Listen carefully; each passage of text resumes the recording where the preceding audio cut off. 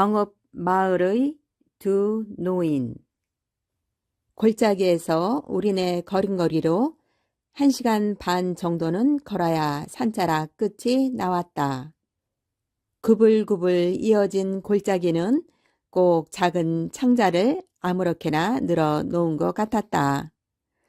골짜기를 타고 굽이굽이 흐르는 물길과 사람들이 오르내리는 달빛 흐르는 오솔길은 사이좋게 나란히 골짜기를 내려오다가 못에 토라졌는지 서로 저만큼 되돌았다.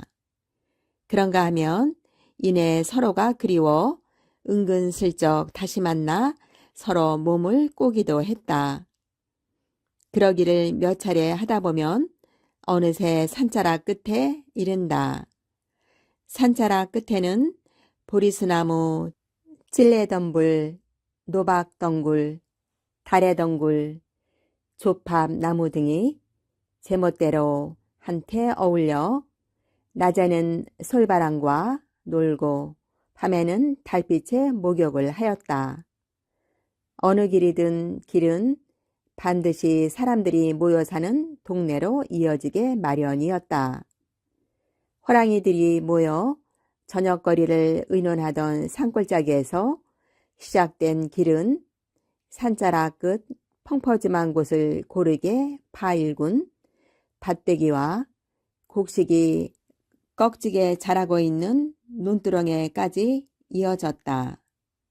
한여름에 쏟아지던 불볕이 죄다 뿌리로 흘러들어가 영양분이 되었는지 이 마을의 옥수수 떼들은 장정의 어깨를 넘볼 만큼 훤칠하게 자라나 있었다.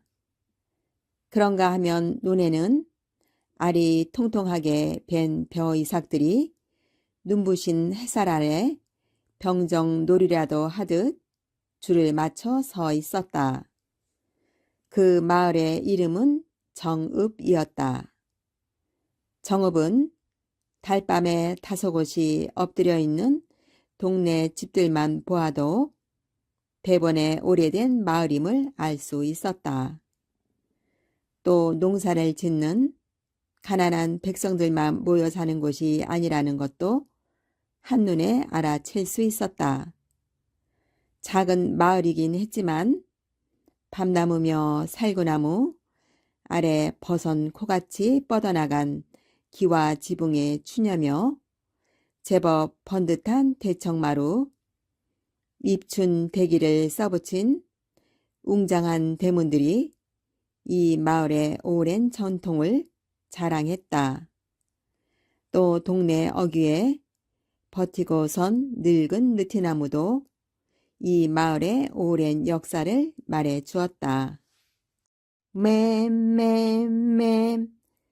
소란스러우면서도 시원하게 들리는 매미 소리가 늙은 느티나무에서 소나무처럼 쏟아져 내렸다.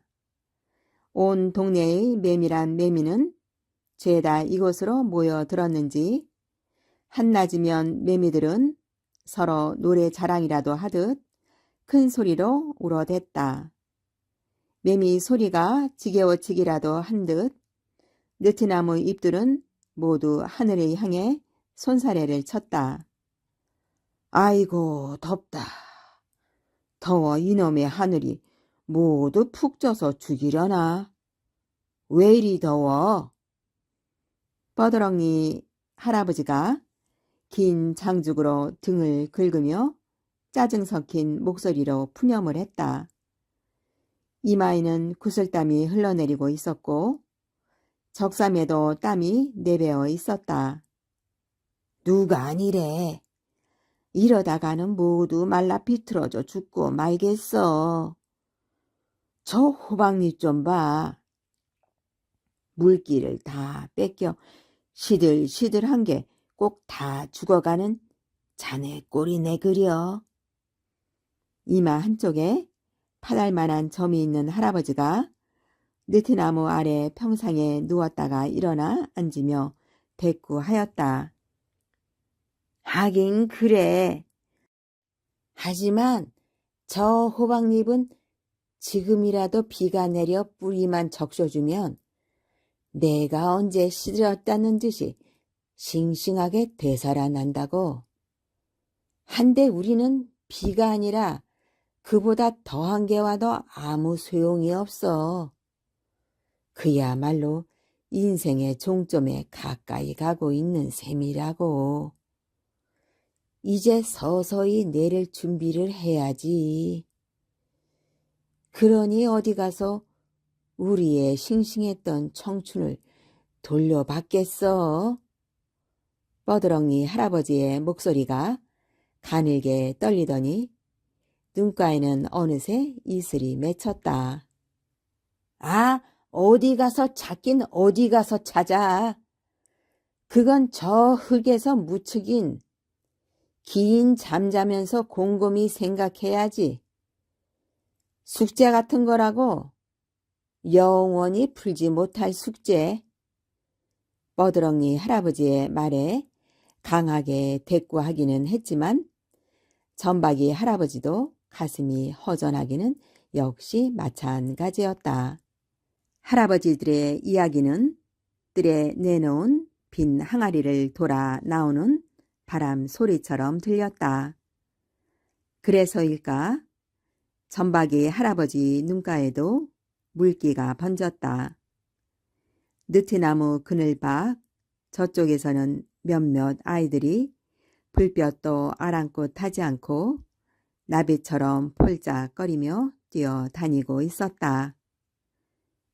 내가 눈이 침침해서 잘못 봤나? 점박이 할아버지는 소나무 껍질같이 거칠어진 손등으로 눈물을 찍어내면서 말했다. 저건 우리 손녀딸들 아냐? 그래, 순분이랑 그 친구들이로군 그래.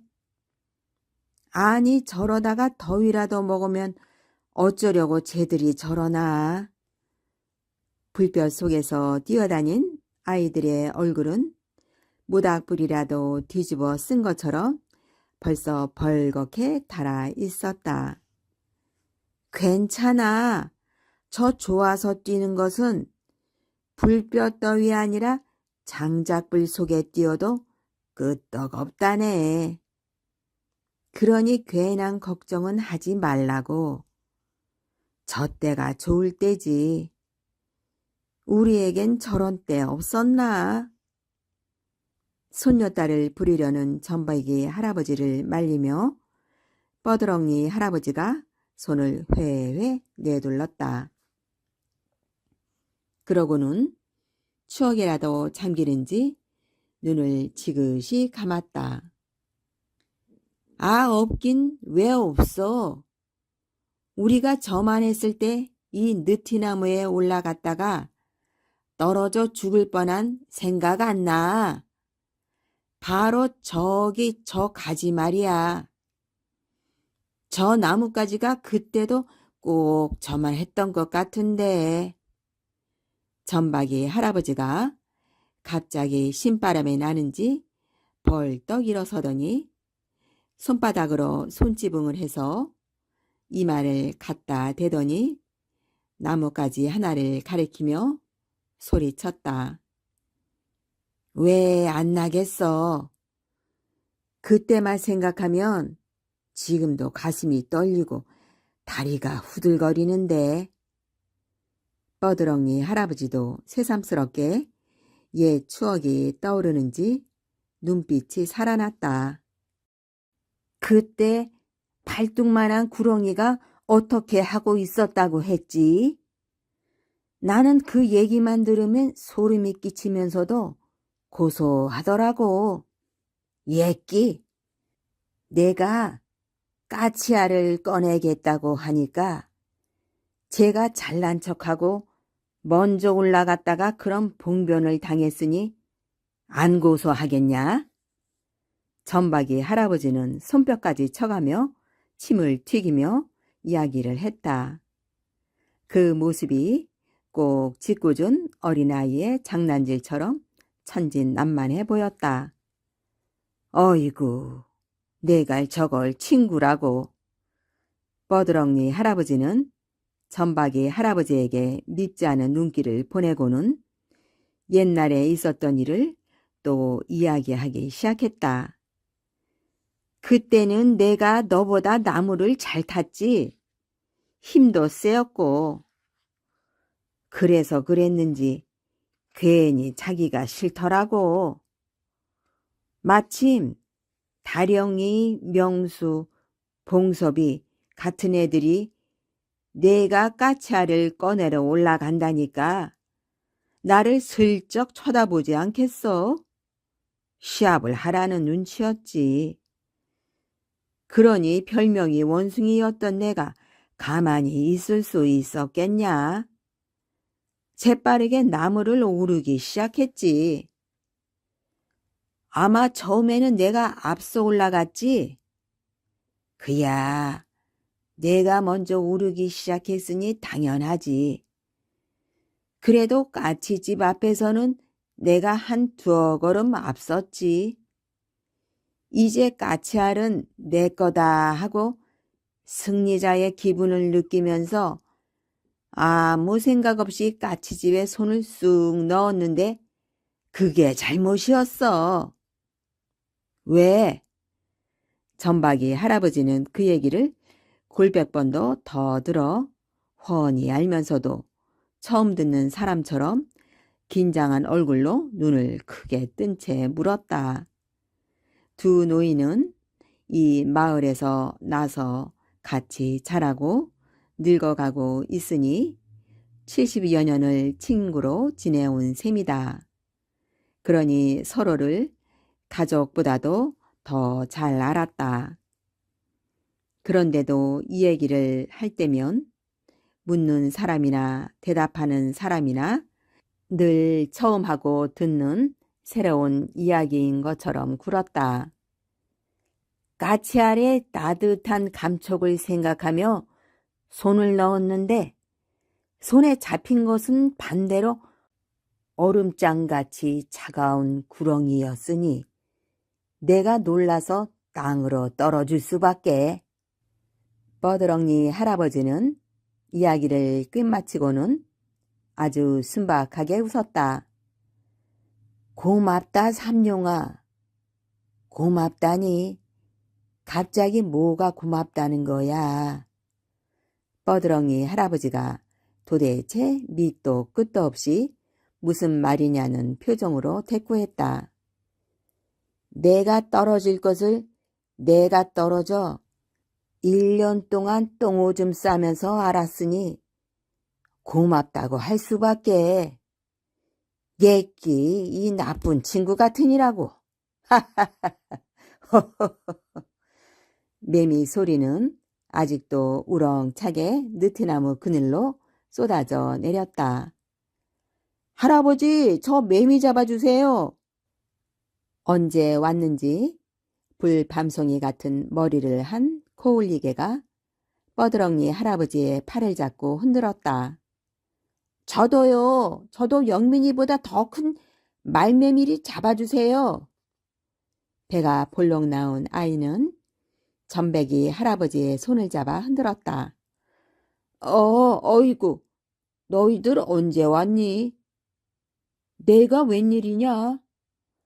두 노인은 나쁜 짓을 하다 들킨 사람들처럼 화들짝 놀라면서 고개를 들었다. 그러고는 약속이라도 한 듯이 똑같이 눈물을 훔쳐냈다. 매미 잡아주세요. 저도요. 매미는 저렇게 며칠을 울려고 몇 년을 그 어두운 땅속에서 살아있는지 아니? 그러니까 그냥 살려두자. 저 매미 소리가 얼마나 시원하니? 저 소리 없으면 이 할아비들은 이 그늘에 실어 안 와요. 에이, 순 거짓말. 매미 소리가 뭐 빗물이라도 되나? 시원하게. 손자들은 입을 삐죽이며 말대꾸를 했다. 할아버지가 젊었을 때는, 아니, 어렸을 때는 매미를 잘 잡았는데 이제는 늙어서 못 잡아요. 그리고 이 느티나무에는 구렁이가 살아서 매미 잡는 아이는 혼내준대요. 너도 들었지? 이 영훈이 할아버지가 까치할 꺼내러 올라갔다가 구렁이한테 놀라서 떨어져 죽을 뻔한 얘기 말이야. 얘, 거 봐. 매미 잡다가 떨어져 죽는 것은 괜찮은데 그 구렁이가 우리 귀여운 손자들한테 해코지하면 어떻게 하니? 그래도 괜찮겠어? 아니요. 무서워요, 할아버지. 아이들은 몸서리를 치면서 두 할아버지의 품으로 파고들었다. 그래, 그래. 매미는 그냥 두자. 매미 소리는 이 늙은이의 추억을 되살리는 귀중한 소리란다. 그렇고 말고. 매미 소리는 우리 어릴 때나 지금이나 똑같거든. 두 노인은 손자를 껴안고 아직도 소나기처럼 시원스레 쏟아지는 매미 소리를 들으며 작은 동산만한 느티나무를 쳐다보았다. 맴. 지치지도 않는지 땡볕이 따갑지도 않은지 매미의 울음소리는 끝도 없이 이어졌다. 어부의 아내. 옛날 바닷가 어느 마을에 가난하지만 착한 어부와 그의 아내가 살고 있었습니다. 어느 추운 겨울날 어부의 아내는 생선을 팔러 나갔습니다. 오늘은 생선이 하나도 안 팔리네. 그렇지, 언니한테 생선을 좀 사달라고 부탁해야겠다. 어부의 아내는 부잣집으로 시집간 언니를 찾아갔어요. 언니, 오늘 생선이 아주 싱싱해요. 생선 좀 사주세요. 아유, 비린내. 어서 치우지 못하겠니?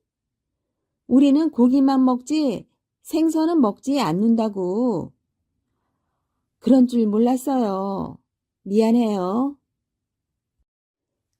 언니에게 쫓겨난 어부의 아내는 집으로 돌아가는 길에 잠시 쉬어가기로 했습니다. 아주머니, 아주머니.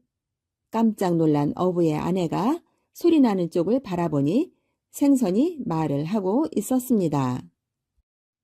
아주머니, 전 바닷속 용왕님의 아들인데 세상 구경을 나왔다가 그물에 걸렸답니다. 저를 살려주세요. 어쩐지 오늘 생선이 하나도 안 팔린다 했더니 너 때문에 그런 모양이구나. 어부의 아내는 생선을 바다에 놓아 주었어요. 그러자 물고기는 늠름한 왕자가 되어 바다에서 걸어 나왔어요. 아주머니, 정말 고맙습니다. 저와 같이 용왕님을 뵈러 용궁으로 가요. 용왕님은 어부의 아내를 반갑게 맞아 주었습니다. 아들을 살려줘서 정말 고맙소. 네, 그대에게 작은 감사의 선물을 드리리다. 어부의 아내는 용왕님이 건네주는 고양이 한 마리를 들고 집으로 돌아왔습니다. 하루에 콩 5알만 먹이라고 했지? 어부의 아내가 노란콩 5알을 먹이자 놀랍게도 고양이는 노란 금똥을 쌌습니다. 어부의 집은 고양이의 금똥으로 얼마 지나지 않아 부자가 되었습니다. 이 소식을 들은 부자 언니가 쫓아왔습니다. 금똥을 싸는 고양이를 나에게 빌려줘. 어부의 아내는 어쩔 수 없이 언니에게 고양이를 빌려주었어요. 언니, 하루에 노란콩 5알만 먹여야 해요. 말도 안 되는 소리. 많이 먹여야 한꺼번에 금똥을 많이 싸지. 언니는 고양이에게 노란콩을 한 그릇이나 먹이고 금똥 싸기를 기다렸습니다.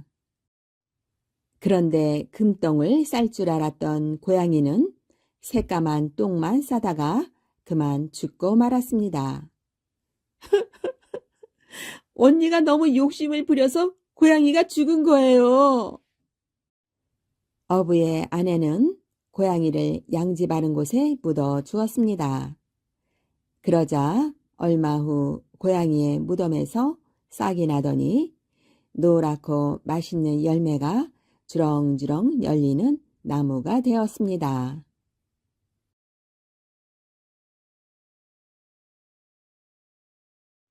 말하는 새. 먼 옛날 어느 나라에 한 임금이 살았어요. 결혼한 지 10년이 지났지만 왕비한테 아이가 안 생기는 거예요. 하는 수 없이 임금은 작은 왕비를 맞아들였어요. 작은 왕비가 아이를 가졌어요. 임금은 어찌나 기쁘던지 작은 왕비만 좋아했지요. 그러니 큰 왕비 마음이 어땠을까요? 샘도 나고 화도 나서 어쩔 줄 몰라 했지요. 드디어 작은 왕비가 아이를 낳는 날이 되었어요. 큰 왕비는 구렁이 한 마리를 옷자락에 감추고 들어가 작은 왕비가 낳은 아이와 구렁이를 슬쩍 바꿔치기 했어요. 그러곤 놀라는 척하며 소리를 질렀어요. 아이고, 이를 어쩌면 좋아. 작은 왕비가 구렁이를 낳았네. 큰 왕비는 임금에게 뻔뻔하게 거짓말을 했지요. 소문이 나면 안 되니 이 구렁이는 제가 몰래 내다 버릴게요. 이러고는 작은 왕비의 아이를 산에 내다 버리는 거예요. 작은 왕비는 다음 해에도 그 다음 해에도 아이를 낳았어요. 그때마다 큰 왕비는 쥐나 고양이로 바꿔치기 했지요. 물론 진짜 아이는 모두 산에 버렸고요. 다행히 그 산에 사는 할아버지가 아이 울음소리를 듣고는 얼른 아이를 안고 집으로 돌아왔어요. 여보, 이 아이는 하늘이 내려주신 선물이 틀림없어. 맞아요. 우리 함께 정성껏 기르기로 해요. 이렇게 세 아이는 차례대로 노부부의 자식이 되었어요. 첫째와 둘째는 사내 아이였고 막내는 계집 아이였지요. 세 아이는 노부부의 사랑을 듬뿍 받으며 무럭무럭 자랐답니다. 그런데 이를 어쩌면 좋아요. 노부부가 같은 병에 걸려 같은 날 죽고 말았지 뭐예요. 어린아이 셋이 앞으로 어찌 살까요? 앞날이 막막했지요. 그러던 어느 날 흰 수염을 길게 늘어뜨린 할아버지가 그 집을 찾아왔어요. 너희들이 잘 살려면 말하는 새를 찾아야 한다. 서쪽으로 곧장 백리를 가보거라. 다만 셋이 함께 가지 말고 한 명씩 가야 한다. 이 말만 남기고 할아버지는 온데간데 없이 사라졌지요. 먼저 큰오빠가 말하는 새를 찾아 떠나기로 했어요. 큰오빠는 쇠막대기 하나를 마당에 꽂으며 말했어요. 내가 살아있으면 막대기가 계속 반짝거리고 내가 죽으면 이 막대기가 검게 변할 거야. 큰오빠는 두 동생을 남겨두고 길을 떠났지요. 얼마쯤 가는데 흰수염 할아버지가 다시 나타나 말했어요. 길을 가다 보면 뒤에서 이상한 소리가 들릴 게다. 하지만 절대 뒤돌아보지 말고 앞만 보며 가야 한다. 할아버지와 헤어진 뒤 큰오빠는 계속 서쪽으로 걸어갔어요. 가면 갈수록 나무는 점점 우거지고 길은 점점 좁아졌지요. 해도 저물지 않았는데 사방이 어두컴컴해지고 숲을 사이에선 이름 모를 산짐승 울음소리까지 들렸어요. 와들와들 떨면서 한 발 한 발 걷고 있는데 정말 뒤에서 이상한 소리가 들리는 거예요. 이히히히히 저놈 잡아라. 겁에 질린 큰오빠는 엉겁결에 뒤를 돌아보고 말았어요. 그 순간 마당에 꽂혀있던 쇠막대기가 시커멓게 변하지 뭐예요. 막내야, 형한테 무슨 일이 생겼나 봐. 이번엔 내가 가봐야겠다.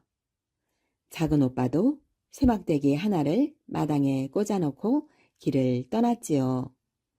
얼마쯤 가는데 흰수염 할아버지가 다시 나타나 말했어요. 무슨 소리가 들려도 절대 뒤돌아보지 말아라. 어느덧 작은 오빠도 으스스한 산속으로 들어왔어요. 조심조심 걷는데 뒤에서 이상한 소리가 들리는 거예요. 이히히히 저놈 잡아라. 작은 오빠도 그만 뒤를 돌아보고 말았지요. 그 순간 작은 오빠가 꽂아둔 쇠막대기도 시커멓게 변했어요. 이제 남은 건 막내뿐이었어요.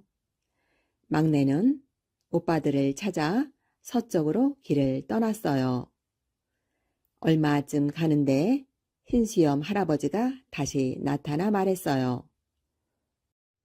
무슨 소리가 들려도 절대 뒤돌아보지 말아라.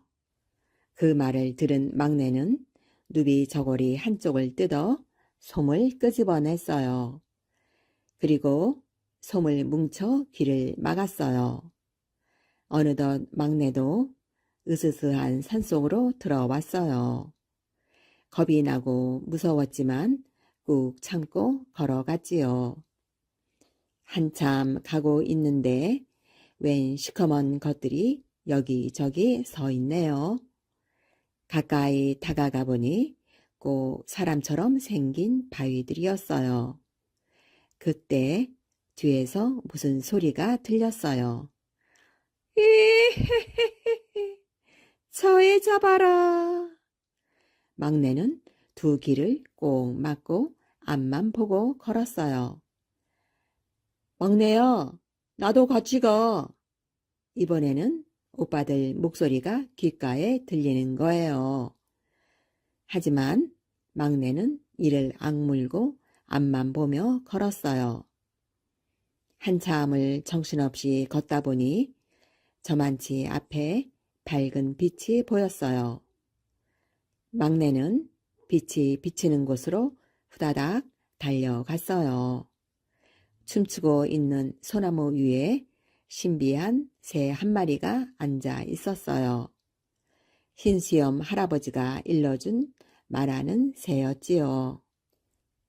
말하는 새는 막내에게 호리병 하나를 건넸어요. 얘야, 먼 길 오느라 애썼구나. 이걸 받으렴. 그 속엔 신비한 약물이 들어있단다. 막내는 조심스레 호리병을 받았어요. 말하는 새가 막내의 어깨에 사뿐히 올라 앉았어요. 자, 이제 나와 함께 너의 집으로 돌아가자꾸나. 막내는 발길을 돌려 으스스한 귀신산으로 다시 들어갔어요. 말하는 새가 길가의 바위들을 가리키며 말했어요. 얘야, 신비한 약물을 바위 위에 뿌려보아라. 막내는 호리병 뚜껑을 열고 약물을 조심스레 뿌렸어요. 바위에 또도독, 저 바위에 또도독. 그러자 놀라운 일이 일어났어요. 바위들이 꿈틀꿈틀 움직이더니 사람으로 변하지 뭐예요. 큰 오빠와 작은 오빠도 이 바위들에 있을 거야. 막내는 약물을 뿌리면서 앞으로 나아갔어요. 그러자 작은 바위 하나가 꿈틀대더니 하품을 해요. 잠 한번 잘 잤네. 곧이어 옆에 바위도 꿈틀대더니 지지개를 펴요. 짜짜짜. 내가 너무 오래 잤나? 막내가 보니 큰오빠랑 작은오빠예요. 막내는 두 오빠를 얼싸안고 좋아서 팔쩍팔쩍 뛰었지요. 새 아이는 말하는 새와 함께 무사히 집으로 돌아왔답니다. 그런데 세상에 말하는 새가 있으니 금세 소문이 퍼졌어요. 소문은 돌고 돌고 돌아서 임금님 귀에까지 들어갔지요. 하루는 말하는 새가 막내에게 이런 말을 하는 거예요. 점심 무렵에 임금이 올 것이니 술상을 차리거라. 안주로는 오이를 내도 돼. 그 위에 모래를 뿌려야 한다. 막내가 고개를 갸우뚱하며 물었지요. 아니, 임금님이 드실 오이에 모래를 뿌리라고요? 내가 시키는 대로 하렴. 그래야 너희가 잘 살게 된단다. 막내는 밭에 가서 커다랗고 길쭉한 오이를 하나 따왔어요. 그러고는 그 위에 모래를 솔솔 뿌렸지요. 임금이 도착하자 막내는 얼른 술상을 내왔어요. 마침 목이 마르던 임금은 술을 벌컥벌컥 들이켰지요. 그러고는 오이 하나를 집어 입에 넣었어요. 으저적, 아자작, 물에 씹히는 소리가 막내 귀에까지 들렸어요. 임금은 씹던 오이를 퇴퇴 뱉고는 불같이 화를 냈어요. 괘씸한 것! 감히 임금한테 모래투성이 오이를 내놓다니! 막내는 어찌할 바를 몰라 했지요. 바로 그때 말하는 새가 임금을 큰 소리로 꾸짖었어요. 자기 새끼 버린 줄은 모르면서 오이에 모래 든 것은 어찌 그리 쉽게 하느냐. 참으로 고약한 아비로구나. 그제야 임금은 모든 사실을 알게 되었지요. 임금은 새 아이를 데리고 궁궐로 돌아왔어요. 그리고 혼자 쓸쓸히 지내는 작은 왕비를 찾아갔지요. 내가 고약한 큰 왕비한테 속아서 당신과 아이들한테 큰 죄를 지었구려. 미안하오. 임금은 작은 왕비에게 용서를 빌었어요. 작은 왕비는 새 아이를 끌어안고 펑펑 눈물을 쏟았지요. 그 뒤로 새 아이는 왕자와 공주가 되어 행복하게 잘 살았습니다.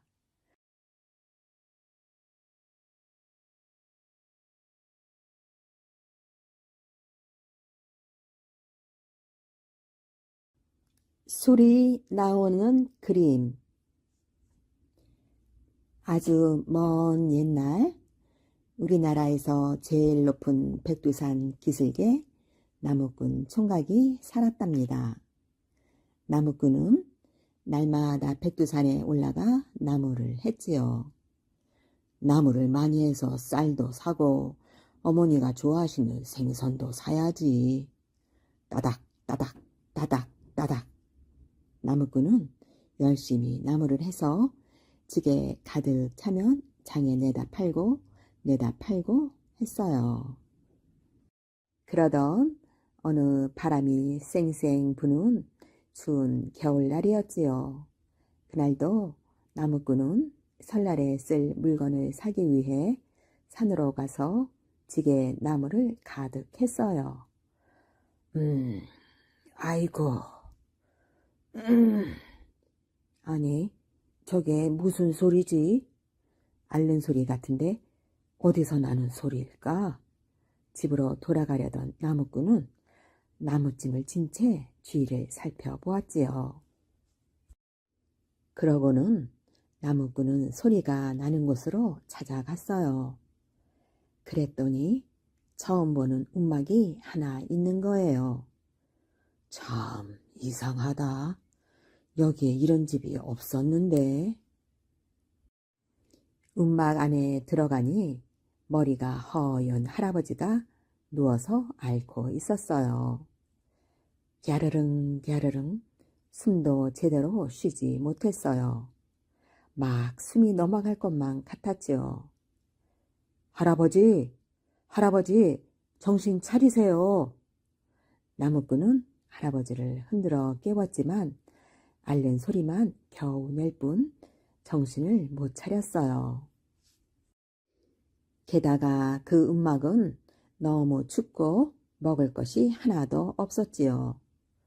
굶주리고 추우니 병이 날 수밖에요. 할아버지, 조금만 참으세요.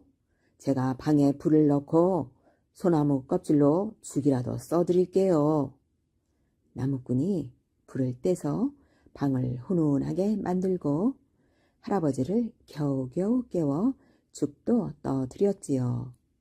그랬더니 할아버지가 아무 말 없이 눈물만 주르르 흘리는 거예요.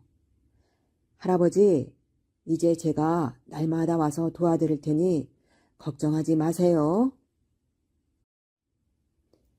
이튿날부터 나무꾼은 날마다 움막을 찾아왔어요. 그리고 온갖 정성을 다해 할아버지를 돌보았지요. 죽도 쏘아드리고 불을 지펴 방도 뜨뜻하게 하고 대소변 보는 것도 거들어 드렸어요. 젊은이 고맙구려. 이제는 살 것 같네. 며칠이 지나자 할아버지는 기운을 차렸어요. 나무꾼의 부축으로 이제 밖에도 나갈 수 있었지요. 의지할 곳 없는 몸이 산중에서 병을 얻어 죽을 뻔했는데 젊은이 덕에 살았구려. 내 고맙다는 뜻으로 그림 한 장 그려주리다. 할아버지는 언제 아팠냐는 듯이 그림을 멋지게 그렸어요. 손에서 붓이 춤추는 것처럼 움직였어요. 푸른 소나무에 학이 한 마리 앉아있고 바위 밑에서는 샘물이 흐르는 그림이었지요. 고맙습니다. 잘 간직하겠습니다. 다음 날도 나무꾼은 백두산으로 나무를 하러 갔어요. 할아버지가 그려준 그림을 품에 간직하고 말이에요. 움막이 어디로 갔지? 분명 여기 있었는데. 나무꾼은 어리둥절해서 고개를 갸웃했지요. 그 움막이 감쪽같이 사라져 버린 거예요. 아무리 찾아도 움막도 할아버지도 보이지가 않았어요. 나무꾼은 나무를 하다가 그림이 생각나 꺼내 보았어요. 참 멋지다. 목이 마른데 이 샘물이 진짜 물이면 얼마나 좋을까. 나무꾼은 그림 속의 샘물을 만져보았지요.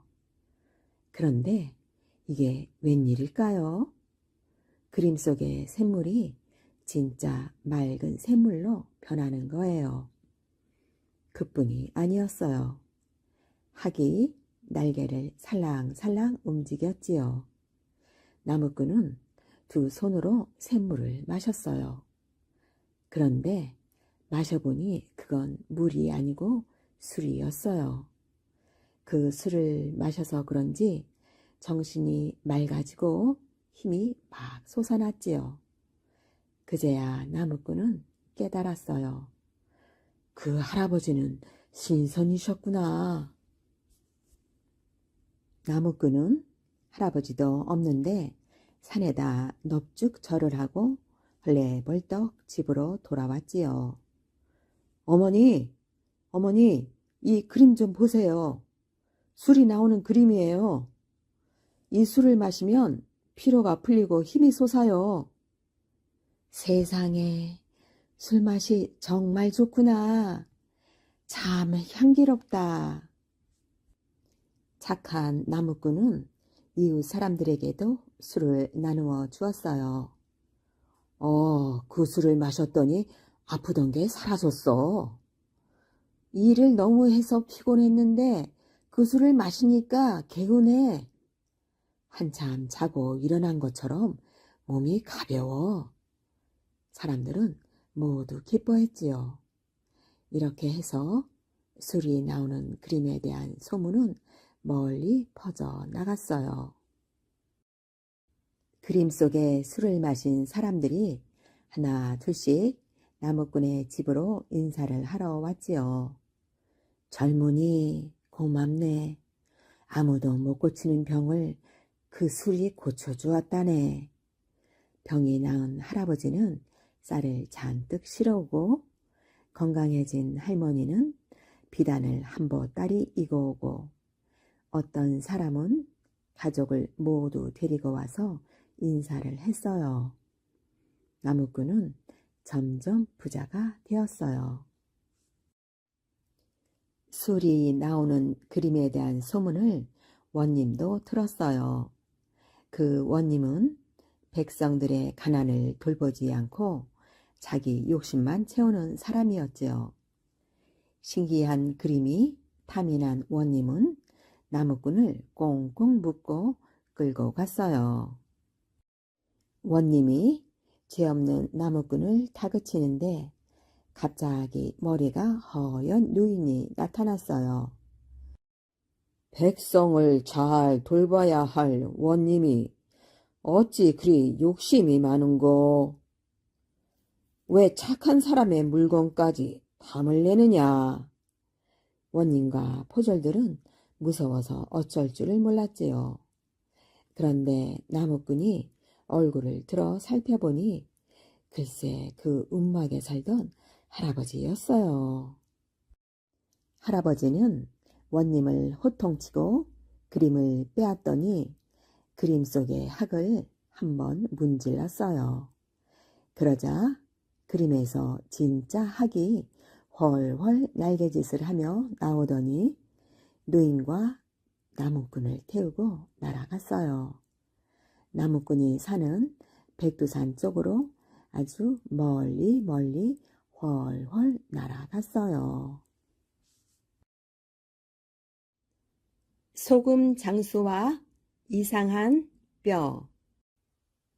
옛날에 소금 장수가 살았습니다. 소금 장수는 날마다 무거운 소금을 지고 이 동네 저 동네 소금을 팔러 다녔습니다. 소금 사려! 소금 사려! 이렇게 외치면서 말입니다. 소금 장수가 이 동네 저 동네 돌아다니다가 어떤 고개 밑까지 왔는데 돌아다니다 보니 다리도 아프고 허리도 아프고 좀 쉬어야 했습니다. 그래서 길가에다 소금짐을 받쳐놓고 쉬고 있는데 무심코 옆을 보니 사람 정강이뼈 같은 게 있는 거예요.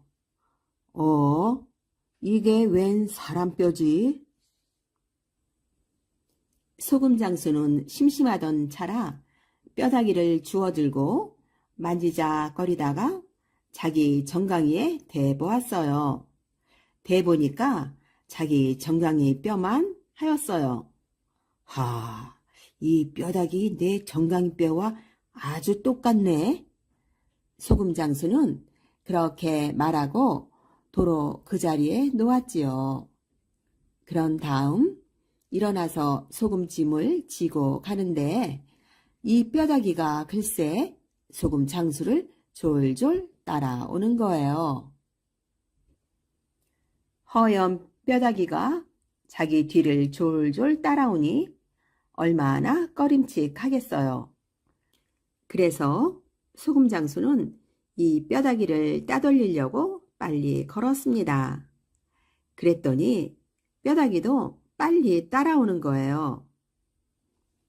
그래서 이번에는 뼈다귀를 앞세우려고 천천히 걸었지요. 그랬더니 뼈다귀도 천천히 따라오네요. 소금 장수가 빨리 걸으면 빨리 따라오고 느리게 걸으면 느리게 따라오고 한번 따라붙은 뼈다귀는 절대 떨어지지 않았어요. 소금 장수가 걸으면 뼈다귀도 걷고 소금 장수가 쉬면 뼈다귀도 쉬고 소금 장수가 뒷간 가면 뼈다귀도 뒷간 가고 그러다 날이 저물어 주막에서 잘 때면 이 뼈다귀도 소금 장수 옆에 들어 누워 자는 거예요. 소금 장수는 겁도 나고 귀찮기도 해서 뼈다귀를 떼어 버리려고 별별 수를 다 썼지요. 하지만 한번 따라붙은 뼈다귀는 절대 떨어지지 않았어요. 하루는 어느 곳을 지나는데 저 멀리 보이는 동네에서 무슨 잔치를 벌이는지 사람들이 많이 모여서 떠들썩했어요.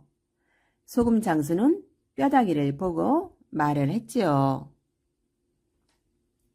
야, 뼈다귀야, 저기 저 동네에 무슨 잔치가 있는 모양이다. 내 잔치집에 가서 떡이랑 고기랑 술이랑 얻어 갖고 와서 너랑 나누어 먹을 테니 너는 여기서 소금짐을 지키면서 기다리고 있거라.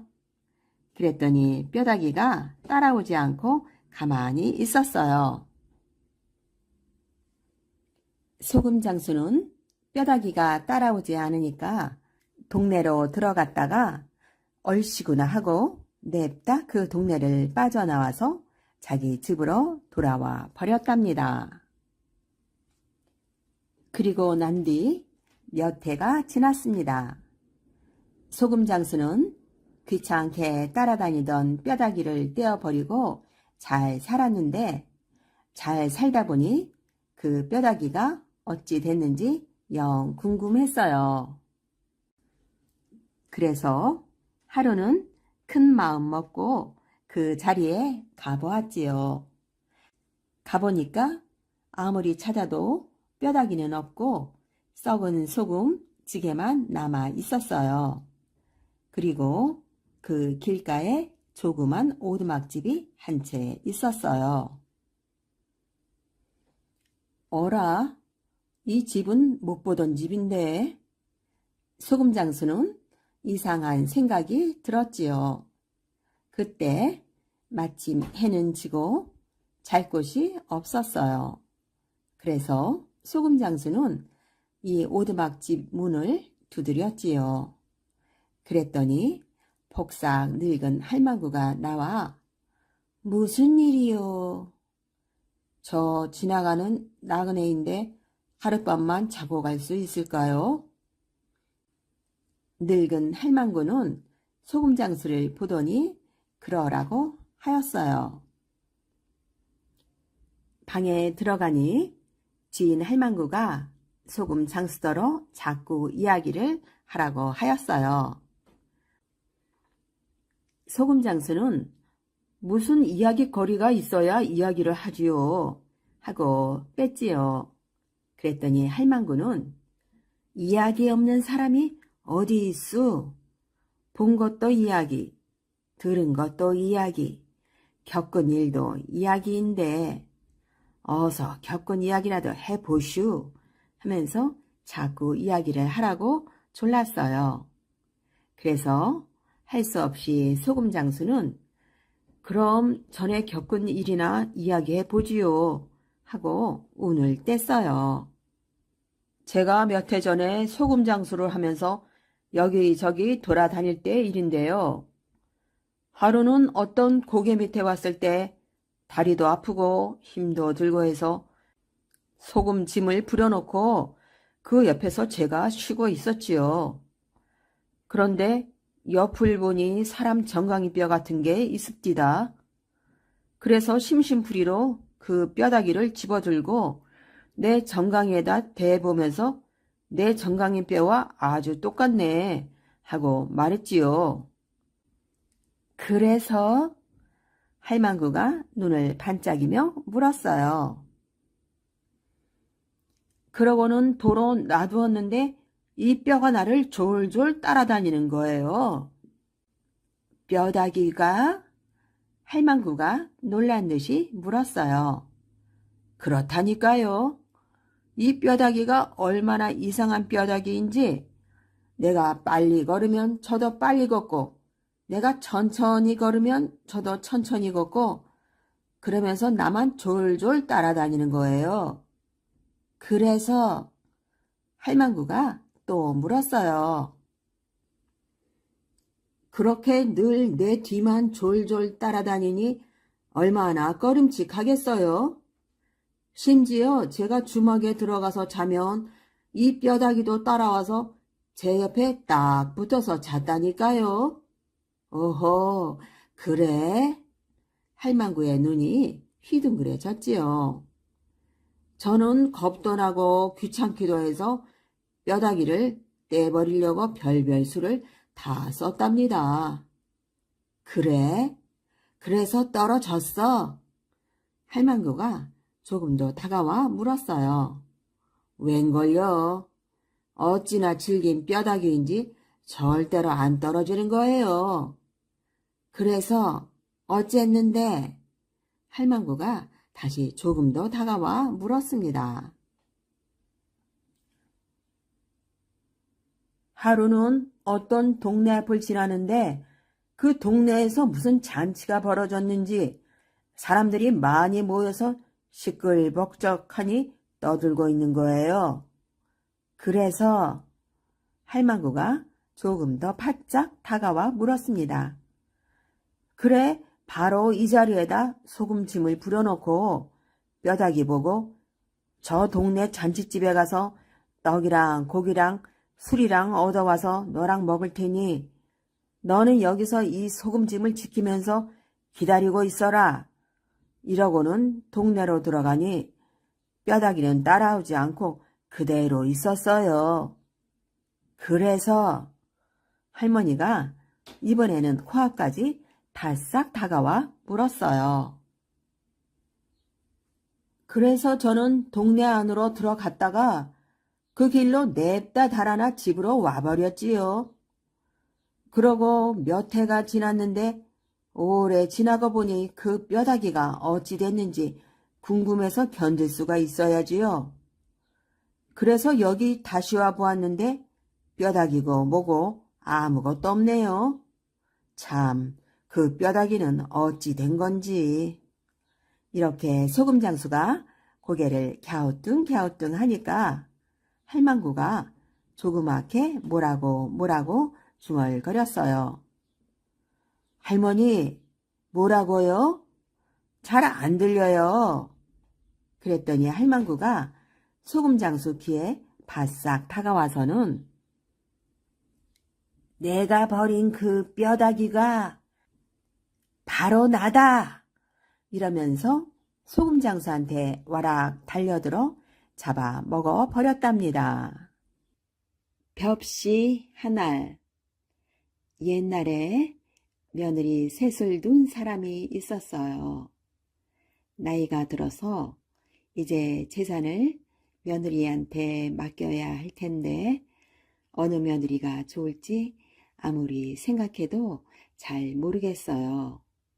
그래서 시험을 해보기로 하고 새 며느리를 불렀어요.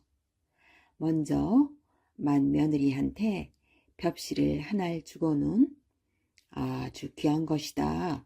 잘 받아두어라. 그랬어요.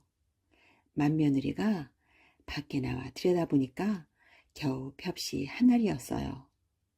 그래서 길바닥에 휙 하고 버리고 말았어요.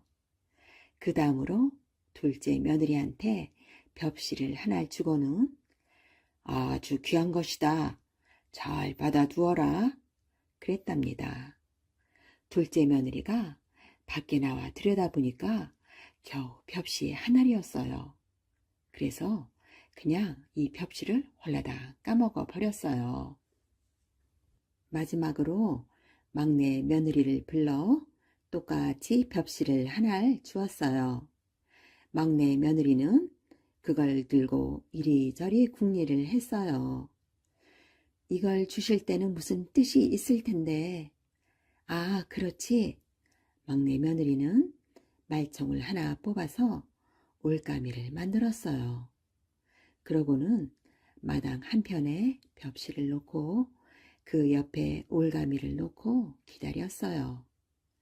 조금 뒤에 참새가 한 마리 날아와 벽시를 먹으려고 했어요. 막내 며느리는 이때다 하고 올가미를 탁 잡아 당겼어요. 그래서 벽시로 참새를 한 마리 잡았지요. 막내 며느리는 참새를 주고 달걀을 하나 얻었어요.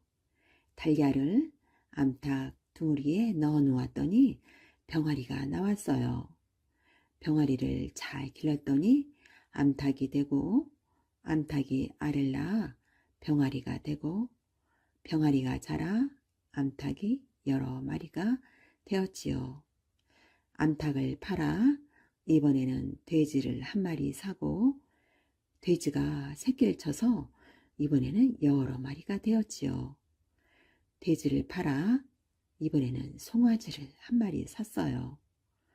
송아지가 커서 어미소가 되고 또 이 어미소는 또 송아지를 낳고 해서 소가 여러 마리가 되었어요. 그러던 어느 날 시아버지가 새며느리를 불러서 그래, 내가 준 벽시 하나를 어떻게 했느냐 하고 물었어요. 맏며느리하고 둘째 며느리는 꿀먹은 벙어리처럼 앉아있는데 막내 며느리가 시아버지더러 따라오라며 앞장을 서지 뭐예요. 어디를 가나 하고 쫓아가 보니까 너른 논 가운데 척 섰어요. 아니, 여기는 도대체 왜 오는 거냐 하고 물으니까 아버님이 주신 벽시 한 알이 논 서마지기가 되었지요 하는 거예요. 시아버지가 입이 떡 벌어져서 어떻게 된 거냐고 물으니까 대답이 이랬어요.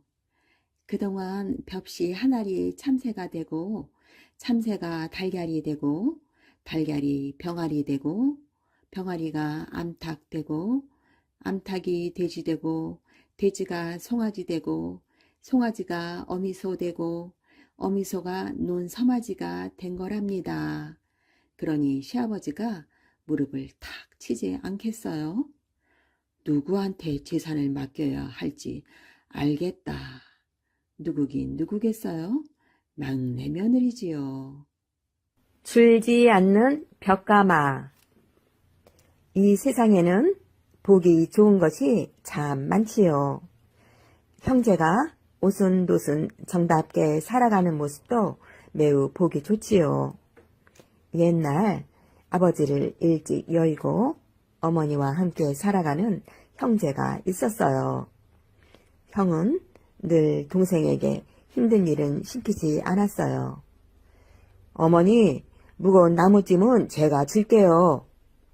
동생도 언제나 형을 먼저 생각했어요. 찰떡은 형이 잘 먹으니까 형에게 더 주세요. 어머니는 그런 두 아들을 참 자랑스러워 했지요. 형이 어머니에게 물었어요. 어머니, 어떤 때 가장 기쁘세요? 너희 둘이 정답게 지내는 걸 볼 때지. 이번에는 아우가 물어보았어요. 어머니, 소원이 뭐예요? 딱 한 가지 소원이 있지. 내가 죽은 뒤에도 너희 둘이 의좋게 살아가는 거란다.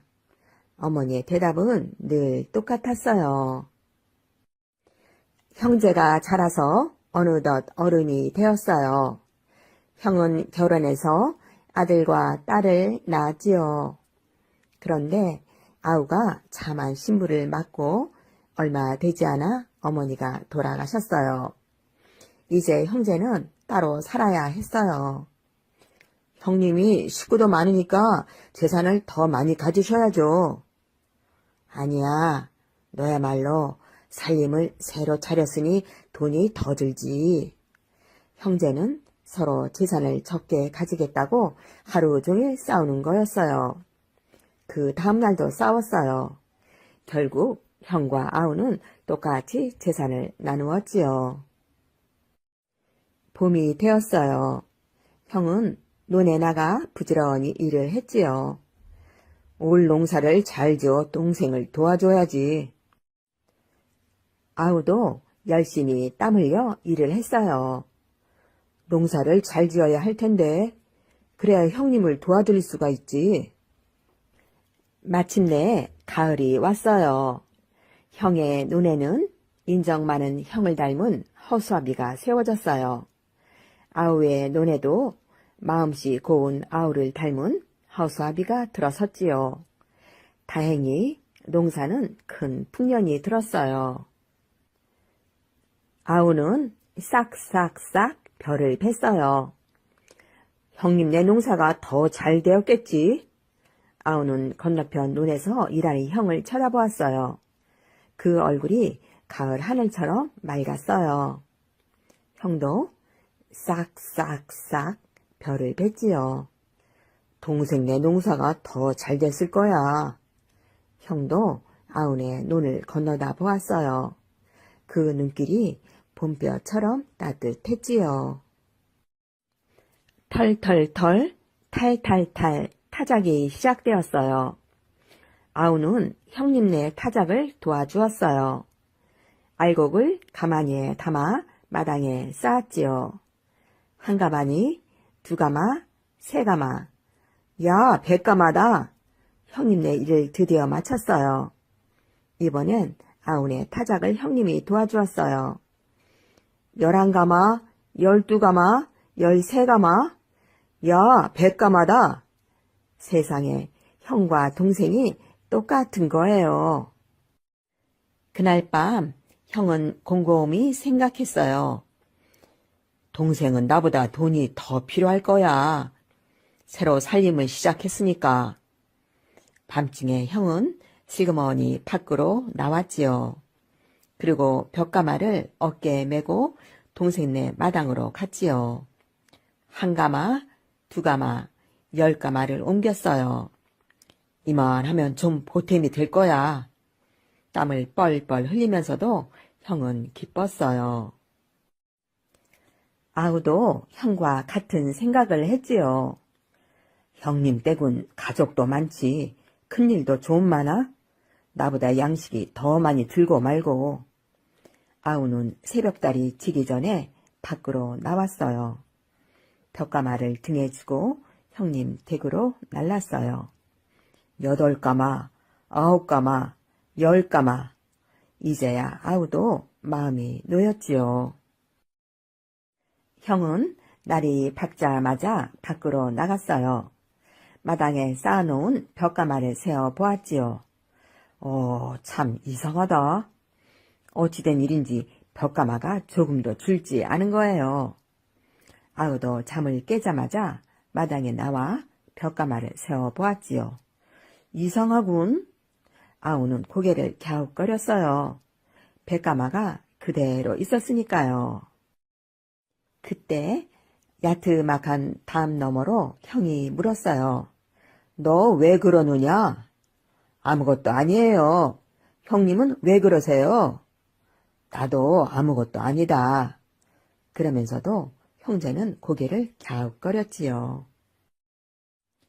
그날도 형은 밤이 깊어지기를 기다렸어요. 오늘은 더 많이 옮겨야지. 형은 벽가마를 동생네 마당으로 몰래 옮겼지요. 한 가마, 두 가마, 20가마다. 얼마 뒤 아우가 끙끙거리며 벽가마를 형님네 마당으로 몰래 옮겼어요. 18, 19, 20가마다. 이 모습을 달과 별들만 가만히 내려다 보았지요. 또 날이 밝았어요. 형은 자기 마당의 벽가마를 보고 바로 동생네 마당의 벽가마를 살폈지요. 참 이상하다. 아우도 자기 마당의 벽가마를 보고 곧장 형님네 마당의 벽가마를 살폈지요. 어찌게 노릇일까? 형제는 또 그대로인 벽가마를 보면서 속으로 깜짝 놀랐지요. 형은 한 꾀를 냈어요. 오늘은 아예 새벽녘에 벽가마를 옮기는 거야. 그리고 어떻게 되나 한번 지켜보자. 아주 이른 새벽에 밖에 나온 형은 벽가마를 어깨에 메고 동생네 집으로 향했어요. 아우도 이제 방법을 바꾸기로 했어요. 새벽에 옮길까? 그리고 무슨 일이 일어나나 한번 숨어서 봐야겠다. 새벽 닭이 울자 아우도 벽가마를 등에 지고 형님네 집으로 향했어요. 쿵! 벽가마를 어깨에 맨 채 앞만 보고 가던 형과 벽가마를 등에 진 채 땅만 보고 가던 아우가 골목에서 부딪혔어요. 그 바람에 둘 다 벽가마를 떨어뜨리고 들어 벌렁 넘어졌어요. 아우가 벌떡 일어서며 소리쳤어요.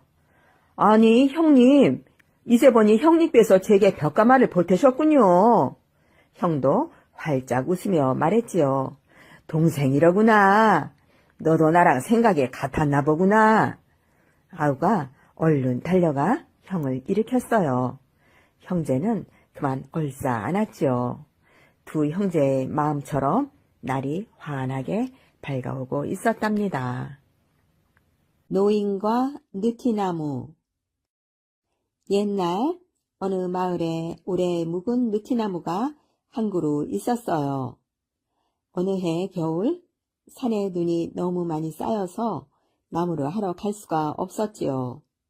할 수 없이 마을 사람들은 이 느티나무라도 베어다 떼기로 했어요. 그런데 이 마을에 사는 할아버지가 막아서더니 여보게, 오랫동안 우리 마을 사람들과 함께 살아온 나무를 어떻게 벤단 말인가? 이러겠지요. 그럼 이 추운 겨울을 뗄나무 없이 어떻게 지내요? 하니까 차라리 우리 집 행랑채를 헐어다가 나눠 떼게나 하는 거예요. 그래서 느티나무는 그냥 두고 할아버지네 행랑채를 헐어서 겨울을 났어요. 이듬해 봄이 되었는데 할아버지는 농사를 지을 수가 없었어요. 농사를 지으려면 머슴이 있어야 하는데 머슴이 들어와서 살 행랑채가 없으니까요. 아무도 머슴을 살겠다고 찾아오질 않는 거예요. 그런데 하루는 웬 떡거머리 총각이 찾아와 머슴을 살겠다고 했어요. 우리 집에는 행랑채가 없어서 밤에 잘 데가 없다네 했더니 낮에는 일하고 밤에는 우리 집에 가서 자면 돼요 하는 거예요. 이렇게 해서 이 총각이 날마다 와서 일을 해주는데 일을 보통 잘하는 게 아니었어요. 혼자서 2-3명 몫을 해냈으니까요. 가을 거지를 하고 나니까 총각이 꾸벅 인사를 했어요. 저는 이제 그만 가보겠습니다. 그동안 고마웠네. 자네 덕분에 농사가 잘 되었어. 할아버지가 사경을 쳐주려고 하니까 총각이 그만두세요. 저는 은혜를 갚으려고 일한걸요 하는 거예요. 은혜라니? 할아버지가 이렇게 물으니 총각은 벌써 사라지고 없었어요. 그 뒤로도 할아버지네는 해마다 농사가 잘 되었어요. 동네 사람들은 그게 다 느티나무 덕분이라고 말을 했어요. 그 총각은 은혜를 갚으려고 사람으로 변한 느티나무일 거라고 했지요. 어쨌든 그 뒤로 할아버지와 동네 사람들은 느티나무를 더 잘 위하고 농사도 잘 되어 잘 살았대요. 거울 소동. 옛날에 어떤 시골 사람이 서울장에 가게 되었어요. 그런데 아내가 머리빗 하나 사나 달라면서 꼭 저 반달처럼 생겼으니 달을 보면 생각이 날 거예요 하겠지요. 그래서 몇 날 며칠이 걸려서 서울장에 갔는데 아내가 뭘 사오라고 했는지 생각이 나야 말이지요. 곰곰 생각하다가 달을 보라고 한 말이 생각이 나서 하늘을 봤어요. 그런데 그 사이에 반달이 보름달이 되었지 뭐예요.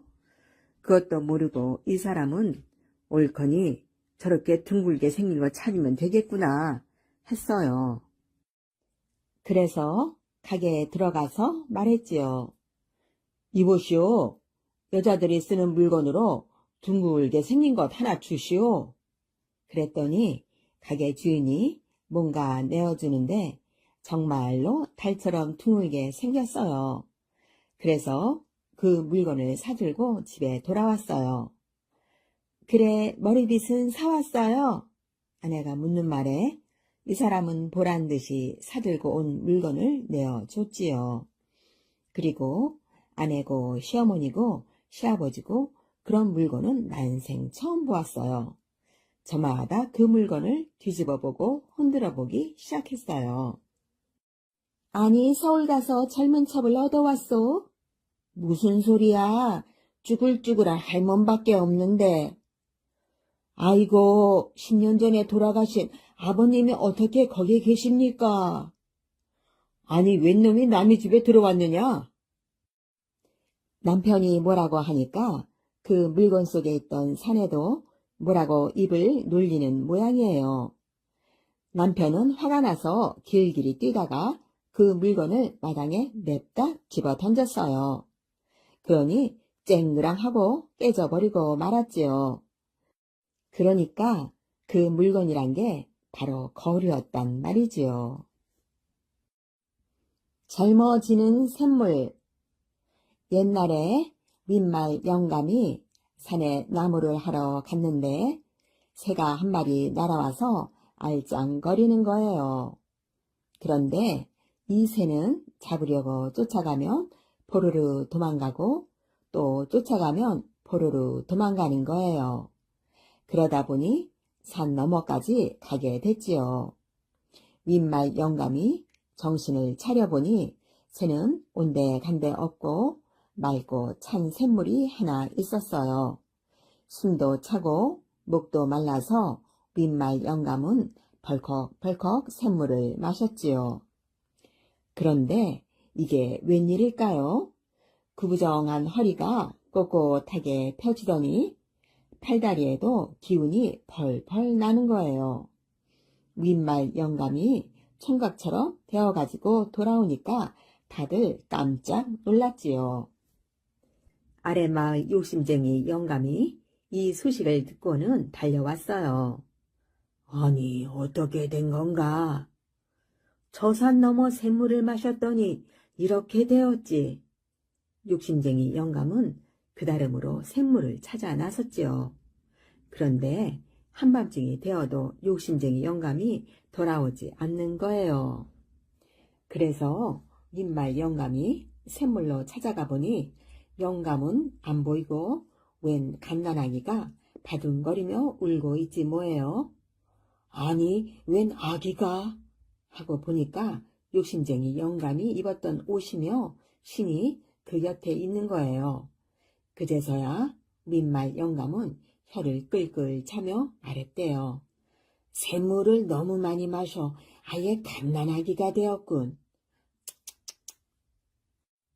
쓴 것 어디 있어? 어떤 사람이 길을 가다가 뒷면의 영감을 보고 물었어요. 영감, 영감, 계목에 가려면 어떻게 가지요? 그러니까 영감이 하는 말이 개목에 가려면 개 귀를 잡고 개 코로 올라가면 가깝고 꼬리를 잡고 똥구멍 쪽으로 올라가면 멀지 이랬어요. 길 가던 사람은 영감이 자기를 놀리자 화가 났어요. 그래서 자기도 영감을 한번 놀려야지 하고 생각하고 영감 대가리 쓴 게 뭐요? 하고 물었어요. 그러니까 영감이 하는 말이 대가리 쓴 건 오이지 목인 뭐야 이랬어요. 이 사람이 화가 부쩍부쩍 나서 영감 찬 게 뭐요? 하고 물었지요. 그랬더니 찬 건 냉수밖에 더 있남? 이 사람이 사람은 올리남? 하더래요. 그러니 이 사람이 더 할 말이 있어야지요. 그냥 가던 길이나 후여후여 갔지요.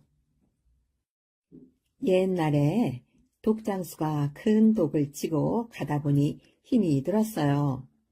그래서 지게를 내려놓고 벌러덩 들어누워 버렸어요.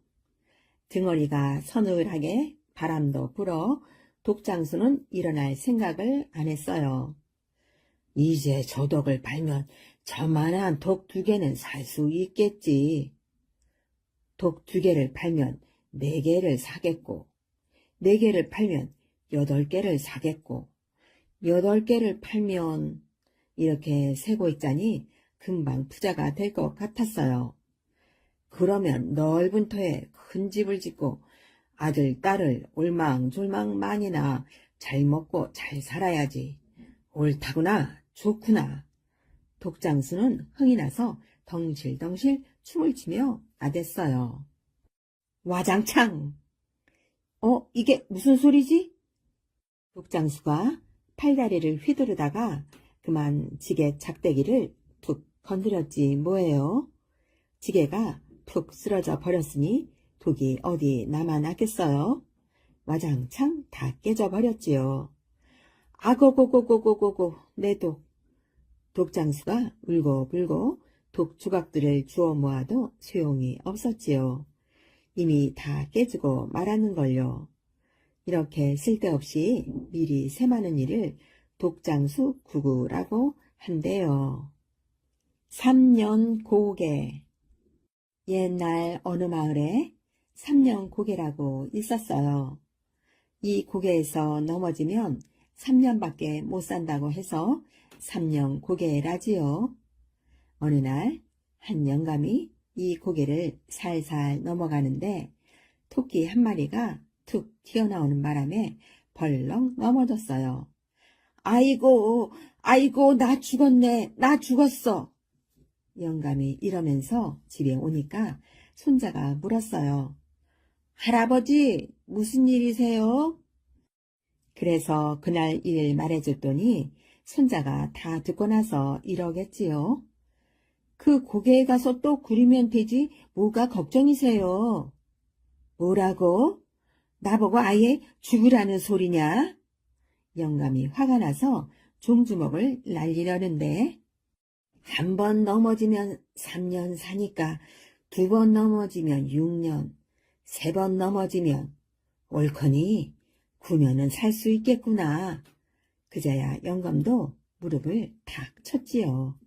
영감은 그 다름으로 3년 고개로 달려가서 대굴대굴 구르기 시작했어요. 아마 지금까지도 구르고 있을걸요. 슬픈 도라지꽃. 먼 옛날 어느 마을에 도라지라는 처녀가 살았습니다. 도라지는 예쁘고 마음씨 고운 처녀였습니다. 그래서 마을 사람들은 모이면 도라지의 칭찬을 아끼지 않았습니다. 도라지는 정말 예뻐요. 저렇게 예쁜 얼굴은 나라 안에서도 찾기 힘들 거예요. 얼굴만 예쁜 게 아니에요. 마음씨는 또 얼마나 곱다고요. 글쎄, 그런 처녀가 부모 형제 하나 없는 고아라니 참 하느님도 무심하시지. 마을 사람들의 말대로 도라지는 나무랄 데가 없는 처녀였지만 외로운 고아였습니다. 부모 형제뿐만 아니라 일가 친척도 하나 없는 도라지는 늘 외로웠습니다. 아, 나는 어쩌다가 이렇게 아무도 없는 외톨이가 되었을까? 외로울 때면 도라지는 혼자 앉아 이런 생각에 잠기곤 했습니다. 그럴 때면 도라지의 얼굴은 외로움으로 그늘이 지곤 했습니다. 나도 아버지와 어머니와 함께 살았으면 좋겠어. 아버지와 어머니가 계시다면 얼마나 좋을까. 그러나 그런 생각은 도라지를 더욱 외롭게 했습니다. 나 혼자 있으니 정말 쓸쓸하구나. 그런데 이렇게 외로움 속에 사는 도라지도 외롭지 않을 때가 있었습니다. 그것은 도라지의 유일한 말벗인 바오도령을 만날 때입니다. 바오도령은 언제나 도라지를 따뜻하게 대해 주었습니다. 도라지, 낭자의 얼굴에는 늘 그늘이 드리워 있어. 그 그늘이 거치면 더 예쁠 텐데. 외롭고 쓸쓸하니까 그게 얼굴에 나타나는가 봐요. 도라지, 자꾸 외롭다고 생각하지 말아요. 앞으로 외롭지 않은 도라지가 되려고 노력을 해봐요. 어떻게 하면 될까요? 바오도령은 생각에 잠겼다가 조용히 입을 열었습니다. 도라지, 우선 스스로 외롭지 않게 살겠다고 마음을 가져봐요. 외로운 사람이 그런 마음을 갖는다고 외롭지 않나요? 그렇소. 사람에게는 마음보다 중요한 게 없어. 일단 마음을 먹으면 사람은 그 마음을 따라가게 되는 것이오. 도라지는 바오도령의 말을 귀담아 들었습니다. 그리고 이렇게 생각을 했습니다. 이상해. 바오도령님의 말을 듣고 있을 때는 조금도 외롭지가 않아. 도라지와 바오도령은 날이 갈수록 더욱 가까워졌습니다. 혼자 사는 도라지가 힘든 일을 할 때는 바오도령이 도와주곤 했습니다. 도라지, 힘든 일이 있으면 나에게 맡겨요. 네, 도련님. 그 대신 도라지의 얼굴이 밝아졌으면 좋겠소. 하하하. 도라지도 웃음이 나왔습니다. 그러던 어느 날이었습니다. 바오도령이 도라지의 어깨를 잡고 말했습니다. 도라지, 나중에 나의 아내가 되어주겠소? 도라지는 부끄러워했습니다. 그날 이후 도라지는 바오도령의 말을 하루도 잊지 않았습니다. 나는 이제 외롭지 않아. 나에게는 바오도령님이 계시니까. 바오도령이 옆에 없을 때도 도라지는 바오도령을 생각하면 마음이 포근해지는 것을 느꼈습니다.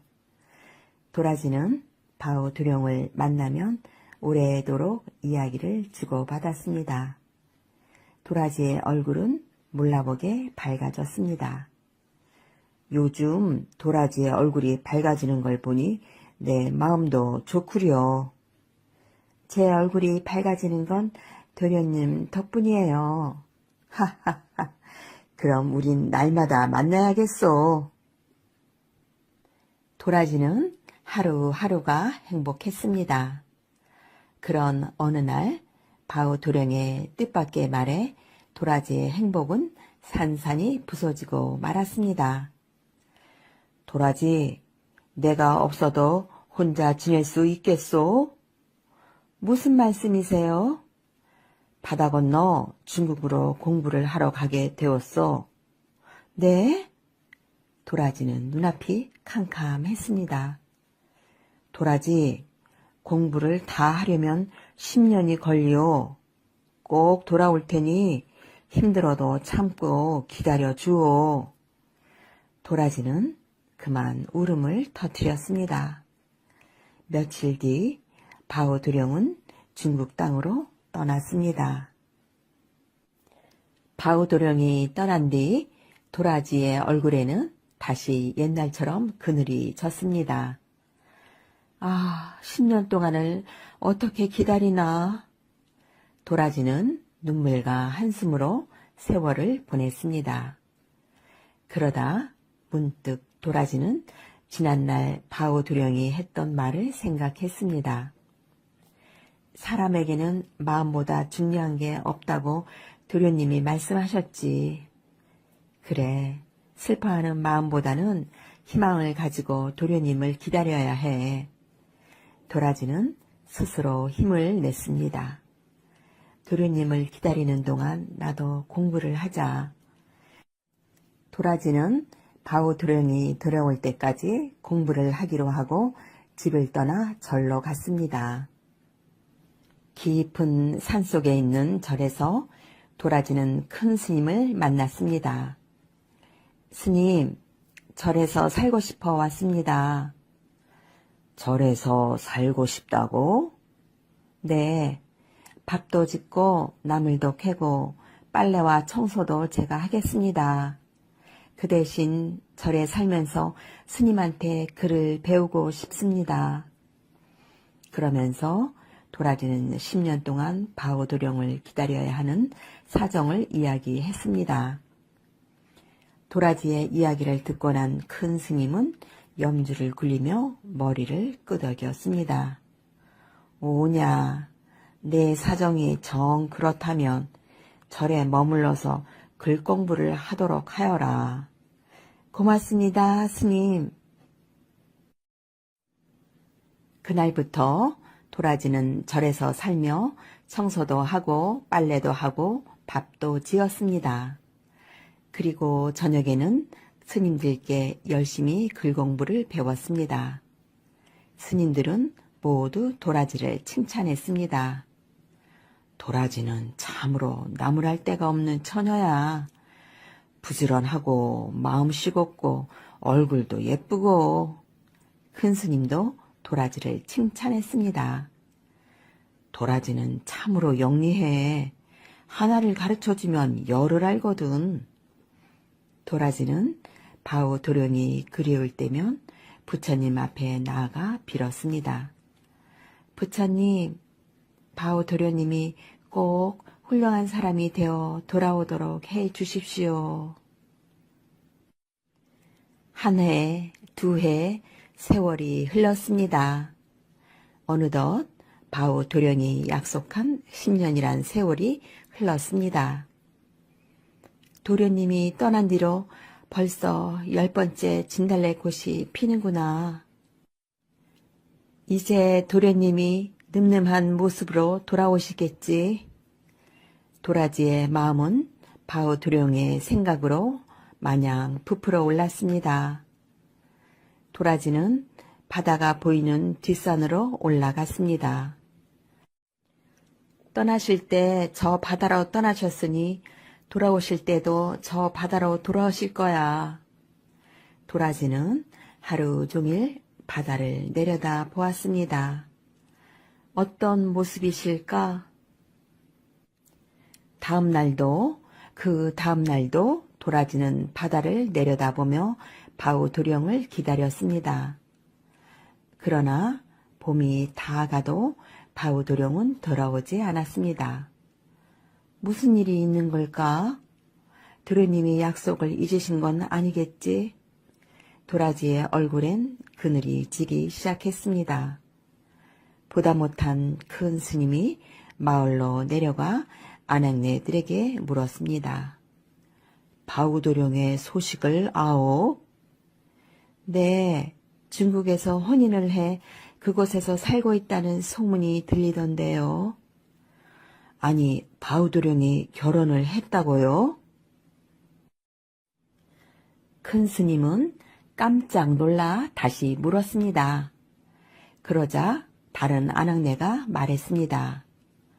아니에요. 공부를 마치고 배를 타고 고향으로 돌아오다 배가 풍랑을 만나 바다에 빠진 뒤 소식을 모른대요. 네? 바다에 빠진 뒤 소식을 모른다고요? 큰 스님은 이번에도 깜짝 놀랐습니다. 큰 스님은 바오 도령을 애타게 기다리는 도라지의 모습이 떠올랐습니다. 큰일이야. 도라지가 불쌍하게 되었어. 큰 스님은 무거운 마음으로 절에 돌아왔습니다. 도라지에게 뭐라고 말을 해야 하나? 저렇게 애타게 기다리고 있는데. 큰 스님은 망설이다 입을 열었습니다. 도라지야, 바오도령을 기다리지 마라. 네? 왜요? 큰 스님은 마을에서 들은 이야기를 했습니다. 도라지는 눈물을 흘리며 슬픈 소식을 믿으려 하지 않았지만 바오도령은 그 해가 다 가고 다음 해가 되어도 돌아오지 않았습니다. 그런 어느 날이었습니다. 큰 스님, 저를 떠나겠습니다. 저를 떠나면 어디로 가려느냐? 산속으로 들어가 혼자 살겠습니다. 너의 생각이 그렇다면 어쩔 수가 없구나. 그럼 안녕히 계십시오. 저를 떠나면서 도라지는 생각을 했습니다. 깊은 산속으로 들어가자. 이제 도련님은 영영 떠나셨으니 나 혼자 살 수밖에 없어. 아무도 없는 곳에가 모든 인연을 끊고 살아가면 도련님에 대한 그리움도 잊혀질 거야.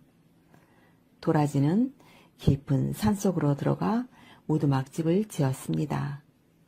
그리고 밭을 일구며 외롭게 살아갔습니다. 그러나 바오 도령의 생각은 떠나지 않았습니다. 바오 도령이 생각날 때마다 도라지는 산신령님께 기도를 올렸습니다. 산신령님, 앞으로 도련님이 생각을 하면 저에게 벌을 주세요. 세월은 무심히 흘러갔습니다. 차츰 도라지의 얼굴에는 주름살이 생기고 머리카락은 희끗희끗해졌습니다. 아, 나도 이제 할머니가 되는구나. 도라지는 쓸쓸하게 쓴 웃음을 지으며 먼 산을 바라보았습니다. 그런데도 여전히 도련님 생각이 나니 어쩌면 좋을까? 어느 때는 참을 수 없을 만큼 바오 도령 생각이나 도라지는 산으로 달려 올라가기도 했습니다. 아, 나는 왜 아직도 도련님을 잊지 못하는 걸까? 도련님을 생각하지 않겠다고 산신령님께 굳게 맹세까지 해놓고서. 도라지는 산 위에서 하염없이 바다를 내려다보곤 했습니다. 해가 뜨면서부터 해가 질 때까지 바다를 내려다보는 때도 있었습니다. 저 바다 건너엔 중국 땅이 있겠지. 도련님은 지금쯤 어디에 계실까? 아니야, 나를 찾아오시다가 저 바다에 빠지셨는지도 모르지. 도라지는 옛날 바오 도령과 나란히 앉아 바다를 내려다보며 나누던 이야기를 생각하기도 했습니다. 어떻게 되셨는지 소식이라도 들을 수 있다면 지금보다는 덜 그리울 텐데. 도라지의 주름진 얼굴에는 어느새 눈물이 주르륵 흘렀습니다. 도련님, 눈물을 흘리며 바다를 내려다보고 있을 때면 눈물 속으로 어른어른 바오 도령의 모습이 나타났습니다. 바오 도령의 모습은 점점 커져서 먼 바다 위 하늘에 가득 찼습니다. 도련님, 도련님. 도라지가 부르면 바오 도령의 다정한 목소리가 들려왔습니다. 아, 도라지, 잘 있었어? 약속을 지키지 못해 미안하오. 도련님, 가까이 오세요. 도라지, 당신은 아직도 나를 기다리고 있구려. 너무 오랫동안 기다리게 해 미안하오. 도라지가 하늘 가득 떠오르는 바우도령을 향해 안을 듯 팔을 벌리면 바우도령은 서서히 바다 너머로 모습을 감추었습니다.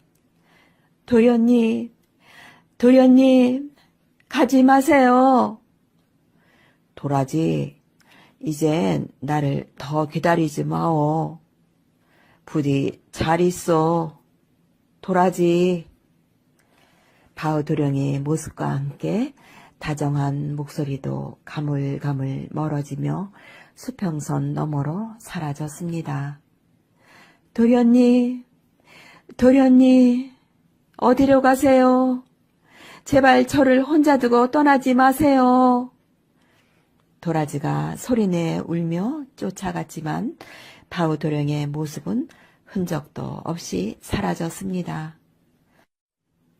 도련님, 또 저만 남겨두고 가셨군요.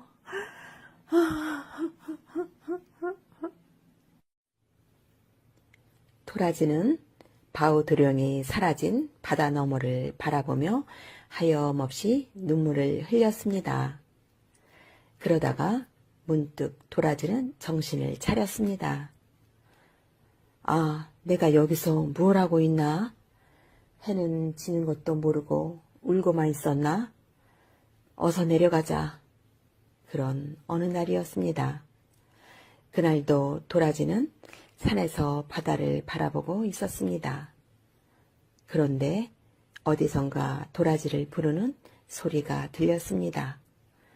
도라지야. 누굴까? 그때 문득 도라지 앞에 긴 수염이 난 할아버지 한 분이 나타나셨습니다. 도라지는 앞에 나타난 할아버지가 산신령님이라는 것을 알 수 있었습니다. 아, 산신령님. 도라지야, 너는 어찌 나이가 들어서도 내 마음의 슬픔을 다스리지 못하느냐. 도라지는 부끄러웠습니다. 바우도령을 잊겠다고 산신령님께 약속한 일이 생각났습니다. 그러나 도라지는 용기를 내어 말했습니다. 산신령님, 도련님을 잊으려 해도 잊을 수가 없습니다. 도련님을 한 번만 만나게 해 주십시오. 저의 마지막 소원입니다. 도라지의 눈에서는 눈물이 비오듯 흘렀습니다. 산신령님은 무서운 목소리로 도라지에게 말했습니다. 너는 내가 한 말을 잊었느냐? 바우도령을 잊지 못할 때는 벌을 받겠다고 하지 않았느냐? 네, 하지만 도련님을 잊을 수가 없습니다. 산신령님, 도련님을 한 번만. 안 되겠구나, 도라지야. 너는 앞으로 죽지도 말고 늙지도 말고 바우도령이나 기다려라. 산신령님의 말이 끝나자 도라지는 선 자리에서 꼼짝할 수가 없었습니다. 그러더니 그대로 한 줄기의 꽃으로 변해갔습니다. 그리고 우리가 지금 보는 것과 같은 도라지 꽃이 되었습니다.